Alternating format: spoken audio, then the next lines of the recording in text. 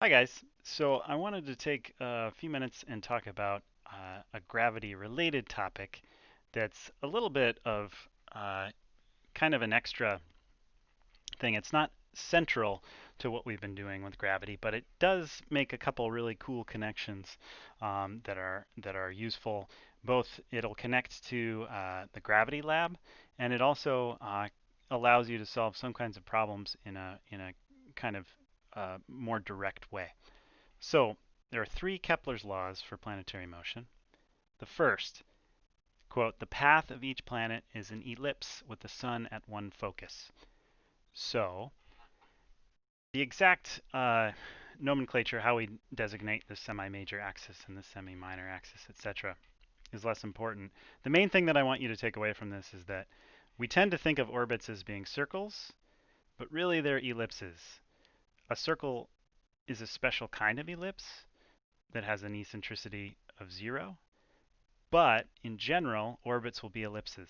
And you can see this in the gravity lab by messing with the velocity, say, of a satellite orbit to make the orbit intentionally more elliptical. So this is something that you can kind of prove to yourself with that lab. So planets orbit in ellipses. And I should say this isn't just planets around the sun. This would be, moons around planets, any system that you're investigating. Kepler's second law.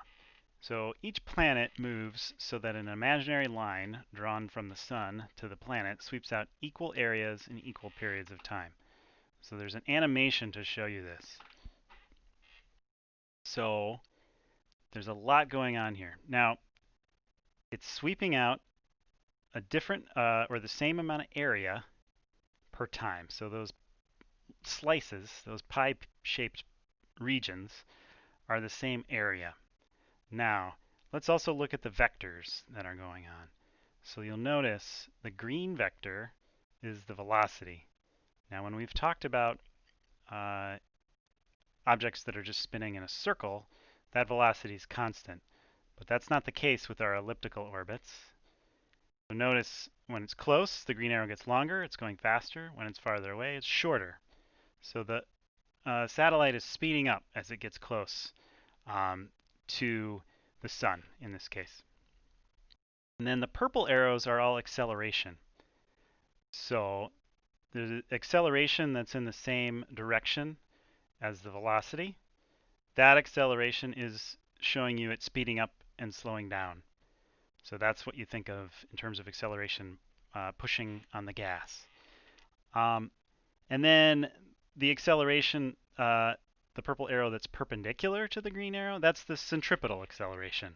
So that's what we had been dealing with in the last chapter when we were introducing circular motion.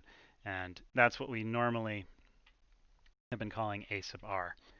And then you can see the sum of them would be that combination. The diagonal purple arrow would be the total acceleration.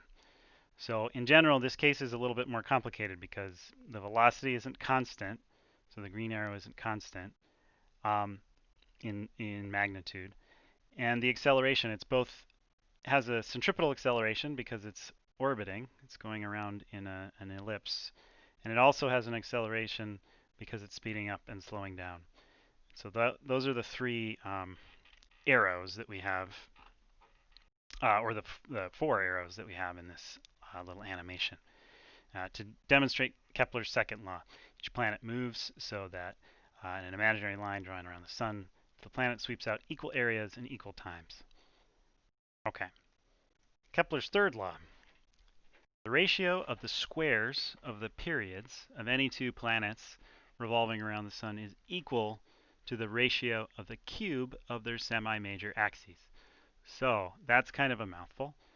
But what this is, how we normally work with this is if we're talking about circular orbits, the semi-major axes, you can think of that as r, the radius.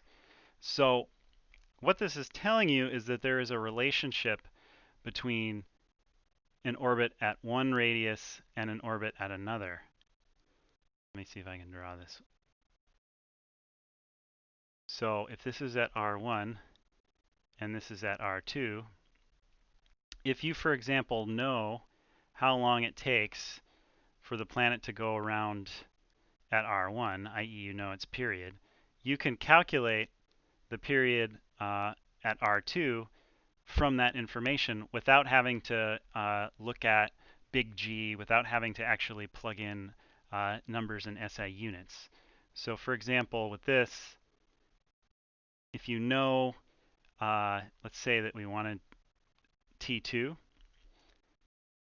if you know T1, the period of the first one, and you know radius 1 and radius 2, you can just solve this for T2. So let's see here. T2 would equal T1 times R2 over R1 to the 3/2. So this gives you a really slick way for solving some kinds of problems. And there is one problem that's in the current homework set that asks you something like this that you can solve kind of with this fashion. So this is Kepler's third law, this relationship between the periods and the semi-major axes or radii in a circular orbit in an orbit. So like I said, this is kind of a little bit of a side topic, but it's interesting and it connects with the gravity lab.